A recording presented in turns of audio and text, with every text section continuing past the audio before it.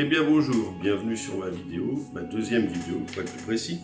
Aujourd'hui on va aborder quelque chose qui vous intéresse, la vente de particulier à particulier, puisque c'est ce qui vous intéresse le plus. Dans une autre vidéo, j'aborderai sûrement pourquoi un conseiller immobilier, mais pour l'instant on se consacre à ça. J'ai un petit document que je peux vous faire suivre. Dessus, c'est la checklist pour la mise en vente de particulier à particulier. Donc c'est tous les points qu'il faut que vous ayez abordés entre vous, les vendeurs, avant de mettre en vente. Comme fixer le prix de vente. Alors pourquoi hein, par rapport à l'offre à la demande, l'analyse du marché, bien comparé récemment vendu, d'une expertise autre, un notaire qui est passé, un agent immobilier, enfin bref, ça n'a pas d'importance. Ce que vous comptez mettre en budget publicité pour la vendre. Ce que vous avez choisi comme support, le bon coin, se loger, juste un panneau dehors, enfin bref. Donc justement en parlant de panneau, un panneau oui, mais que vous fabriquez vous-même, que vous faites faire, le budget du panneau, enfin voilà, il faut penser à tout ça. Quand il y a un appel, qui est-ce qui répond au téléphone? Monsieur, madame, les enfants? Voilà. Faut penser si ces enfants à donner des consignes, ou que même si c'est monsieur ou madame, hein, que tout le monde dise la même chose. Est-ce que vous voulez divulguer l'adresse lorsque les gens vous appellent ou pas? Après, c'est à vous de voir, mais vu les temps qui courent, il faut peut-être avoir un peu plus de prudence. Les jours de visite et les heures. C'est important de voir parce qu'il faut quand même que l'acheteur en face puisse avoir des horaires concordants avec les vôtres. Comment vous choisissez vos vendeurs, enfin vos acheteurs, pardon, les critères.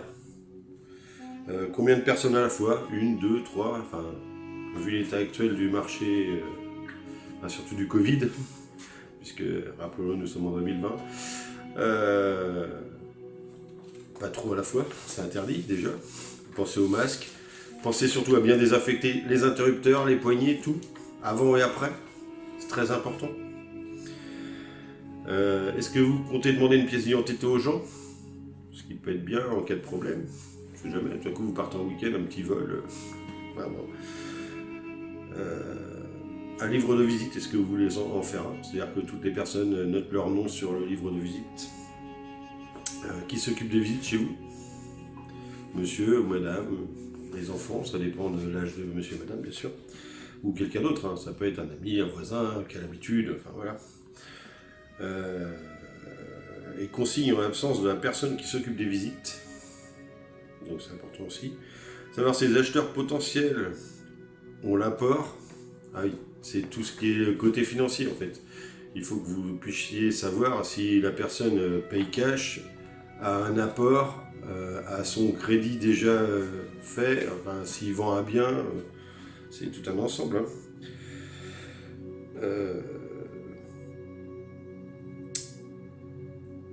Faut penser au préavis, ça va pas. Vous voyez, le direct, c'est ça le problème. Au compromis, pardon. Il y a un usage qui se fait qui est loin d'être obligatoire, c'est de demander de l'argent à l'engagement, c'est-à-dire au compromis, auquel cas ça sera devant le chef notaire, bien sûr. Hein. Sinon, vous pouvez toujours avoir un papier signé de vous deux pour un engagement, mais qui ne sera valable à ce moment-là que pour le vendeur. L'acheteur est à peine engagé, voire nullement, hein, malheureusement. Seulement le vendeur il s'est engagé à vendre à cette personne, donc il est obligé d'attendre que cette personne puisse.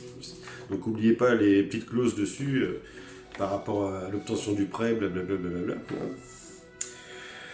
Oui, puis justement les conditions suspensives, voilà. Donc oui. Chez vous, c'est la promesse de vente et chez le notaire, c'est le compromis. Faut penser à tous les documents. Ce qui est important, c'est d'avoir vraiment tous vos documents avant de mettre en vente, que ce soit par un professionnel ou en particulier par un particulier, c'est-à-dire, il vous faut votre acte de vente, il faut que vous l'ayez sous la main, parce qu'on va vous demander des trucs. Il vous faut naturellement vos papiers d'impôt, parce que les impôts fonciers et tout, on va vous les demander. Mais il vous faut aussi tous vos diagnostics à jour. Parce que si vous faites visiter, que quelqu'un vous demande quelque chose, enfin vous propose de l'argent pour votre maison et que vous n'avez pas fait le diagnostic, que les diagnostics disent par exemple qu'il y a des termites, la personne peut se désengager. Donc là, vous avez perdu du temps. Le temps que vous accordez aussi à la visite, c'est important. Si vous avez quelqu'un pour vous conseiller juridiquement, un avocat, un conseiller juridique tout court, enfin, bref. Et qu'est-ce qu'on peut rajouter? Essayez d'avoir un logement aussi pas trop encombré, que la personne puisse se projeter. Alors il y en a qui vont se projeter dans les logements vides, d'autres dans les logements avec des meubles. Hein. Donc ça c'est pas un critère. Home staging c'est mignon mais ça fait pas tout. Ça aide, mais c'est surtout avoir un truc bien dégagé, un endroit bien dégagé et déjà vous verrez ça fait une sacrée différence. Et bien, je vous remercie d'avoir regardé ma vidéo et ben, vous pouvez toujours me joindre au même numéro qui s'affiche toujours ici. Allez, je vous remercie. Au revoir.